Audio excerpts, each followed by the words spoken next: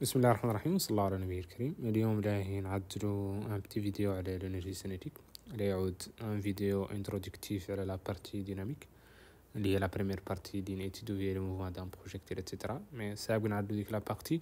On va faire juste un petit rappel nécessaire ياك تعرفوا concernant les énergies بصفة عامة اللي هما l'énergie cinétique, l'énergie potentielle de pesanteur ou l'énergie élastique. Et aussi, c'est le théorème, surtout c'est le théorème de l'énergie cinétique. Alors, c'est quoi l'énergie cinétique? L'énergie cinétique, par définition, est l'énergie qui possède un corps au cours de son mouvement. L'énergie qui a un corps au cours de son mouvement. Son expression, E est égal à quoi? E est égal à E, C, E indice C. E pour dire que c'est énergie, et C pour dire que c'est l'énergie cinétique, est égal à 1/2 fois la masse fois la vitesse au carré. Donc, le petit thème que j'ai ici, c'est la masse du corps, 1 kg. Il a été unité convertie en kilogramme. Ou le V que j'ai ici, c'est tout simplement la vitesse. Donc ça, c'est la vitesse. Et son unité, c'est toujours mètre par seconde. Et bien sûr, l'énergie, son unité, c'est connu. L'énergie, c'est toujours exprimé en joule. Donc on note J pour dire que c'est joule. Donc la vitesse, c'est toujours exprimée en mètres par seconde ou la masse en kilogramme. Donc ça, c'est l'expression de l'énergie cinétique. La première chose à connaître, c'est l'énergie cinétique, son expression est 1/2 fois la masse fois la vitesse du corps au carré. واضح لأن أي كور كي au repos اللي عندنا un corps au repos, un corps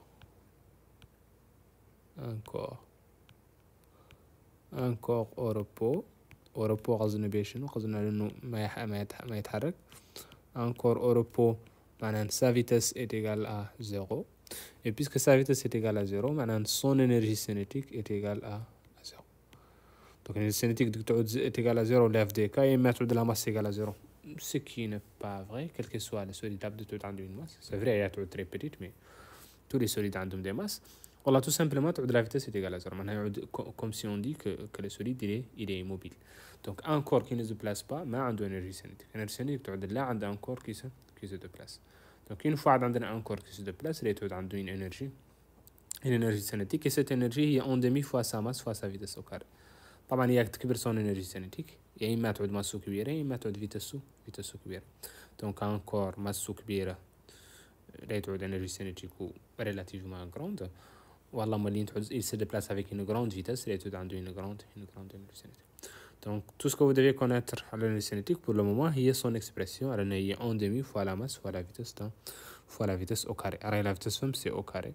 Donc, il faut toujours ne pas oublier le carré, c'est la vitesse. Il faut aussi ne pas oublier les unités, que la masse c'est toujours exprimée en kilogrammes et que la vitesse c'est toujours exprimée en mètres par seconde. Parce que parfois, dans les exercices, la vitesse est en kilomètres par heure. Voilà. Alors, pour convertir kilomètres par heure en...